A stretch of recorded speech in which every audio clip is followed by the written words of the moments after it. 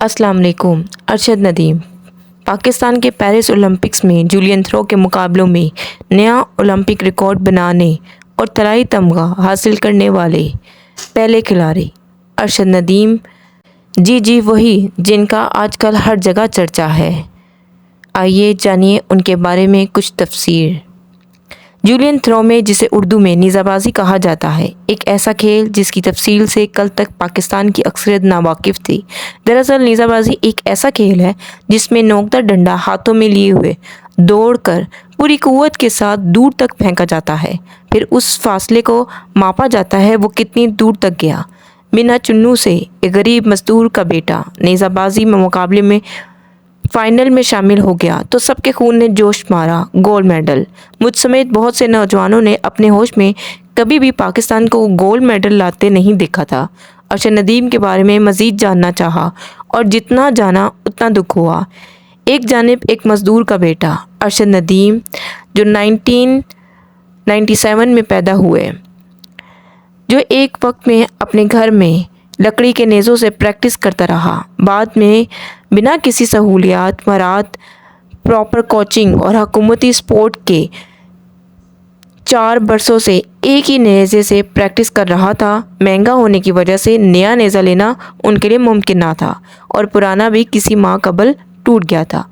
और उसी वर्ष जनवरी में अरशद नदीम कोशा थे कि उन्हें किसी तरह जूलियन मिल जाए। तो दूसरी जानिब सोशल मीडिया और आलमी मीडिया के उसके हरीफ माने जा रहे भारत के नीरज चोपड़ा के पास 173 आला किस्म की नीज़े, करोड़ों की बेहतरीन सहूलियात सब मुयस्सर था। फिर न जाने कितने जतन करके उन्हें स्पॉन्सर मिला और कुछ अफसरान कोशिश से 3 से 4 लाख की कीमत का एक नेज़ा भी। चंद हफ्तों में उस नौजवान ने जो कर दिखाया वो बेहतरीन सहूलियात, कोचिंग, फील्ड और वह 173 नेज़ों से प्रैक्टिस करने वाले एथलीट्स भी ना कर सके थे। नेज़ेबाजी का मुकाबला देखते हुए मुझे यकीन नहीं था कि मैं क्रिकेट के अलावा भी किसी खेल को देख रहा हूँ। मैंने देखा, हालांकि इस खेल के कवानीन, खेल का तरीका किसी चीज़ से वाक़फियत नहीं थी। देखते देखते समझ आ गया कि खेल ख़त्म होने के बाद ये एहसास हुआ कि पाकिस्तान गोल्ड मेडल जीत गया है। नाकाबिले बयान है। एक ही थ्रो ने अरशद नदीम को हीरो बनाया है, लेकिन उस एक रिकॉर्ड ब्रेक थ्रू के पीछे कितने बरसों की मेहनत थी ये सिर्फ वही जानता है।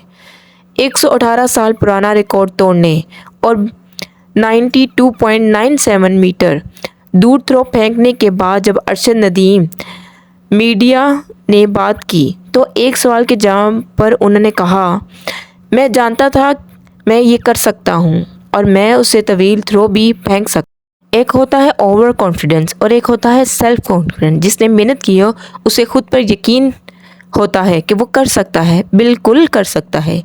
दुनिया हैरान है, आलमी रिकॉर्ड हैरान है।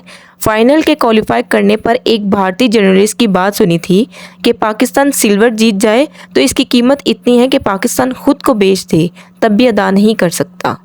यानी सिल्वर से ज़्यादा वो पाकिस्तान के लिए सोच नहीं पा रहे थे और सिल्वर पर बात भी अनाहत के साथ कर रहे थे।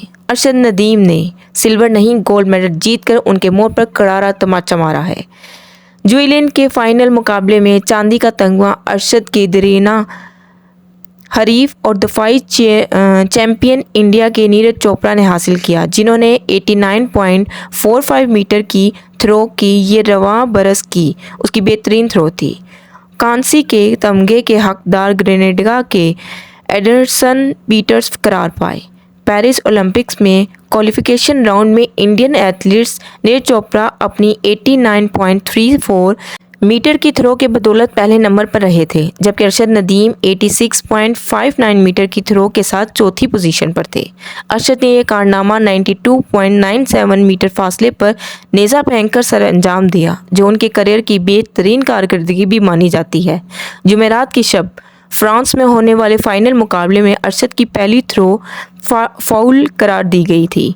ताहम दूसरी थ्रो ने 2008 में कायम किया गया ओलंपिक रिकॉर्ड तोड़ दिया। ये अरशद के करीब की सबसे बड़ी, जबकि दुनिया में अब तक फेंकी जाने वाली छठी सबसे तवील जूलियन थ्रो थी। अरशद ने इस मुकाबले में अपनी आखिरी थ्रो भी 90 मीटर से ज़्यादा फासले पर फेंकी। ये दूसरा मौका है कि अरशद ने अपने करियर में 90 मीटर से ज़्यादा फासले पर थ्रो की हैं। माजी में उन्होंने 2022 में बर्मिंघम में दौलत मुश्तरका खेलों में 90.18 मीटर फासले पर जूलियन फेंक कर तलाई तमगा जीता था। अरशद ओलंपिक्स की तारीख में इनफरादी मुकाबलों में तलाई तमगा हासिल करने वाले पहले जबकि कोई भी मेडल जीतने वाले तीसरे पाकिस्तानी हैं। इनसे कबल 1960 में पहलवान मोहम्मद बशीर ने रोम और 1988 में बॉक्सर हुसैन शाह ने सिल्वर ओलंपिक्स में कांसी के तमगे जीते थे। अरशद की इस कारकर्दगी की बदौलत पाकिस्तान ओलंपिक्स में 1992 के बाद पहली मरतबा कोई तमगा जीतने में कामयाब हुआ है, जबकि तलाई तमगे के लिए पाकिस्तान का इंतज़ार इससे भी ज़्यादा तवील था, क्योंकि पाकिस्तान ने ओलंपिक्स में अपना आखिरी तलाई तमगा 1984 के लॉस एंजल्स ओलंपिक्स में हॉकी के मुकाबलों में जीता था। अरशद की इस कामयाबी के पास ओलंपिक की तारीख में पाकिस्तान के कुल तमगों की तादाद 11 हो गई है, जिनमें सोने और कांसी के 4 जबकि चांदी के 3 तक भी में शामिल है। उन 11 में से 8 तमगे हॉकी जबकि बाकी 3 जूलियन थ्रो, रेसलिंग और बॉक्सिंग में जीते गए हैं। हीरो बनना आसान नहीं होता। अरशद नदीम ने यह साबित किया है बगैर सहूलियात के अपने ख्वाबों को अपनी मेहनत और कुव्वत वाज़ू पर भरोसा रखते हुए मनवाया जा सकता है। कल तक अरशद नदीम को एक नेज़े के लिए स्पॉन्सर का इंतज़ार था। आज इस पर इनामात की बरसात शुरू होने जा रही है। आज की रात अरशद नदीम की दुनिया बदल गई। उसकी मेहनत ने उसकी तकदीर रोशन कर दी है। उम्मीद है आने वाले वक्त में अरशद नदीम अपना ही रिकॉर्ड तोड़कर नए रिकॉर्ड बनाए इंशाल्लाह। शुक्रिया अरशद नदीम, गोल्ड मेडल मुबारक हो, हमें तुम पर फ़ख्र है।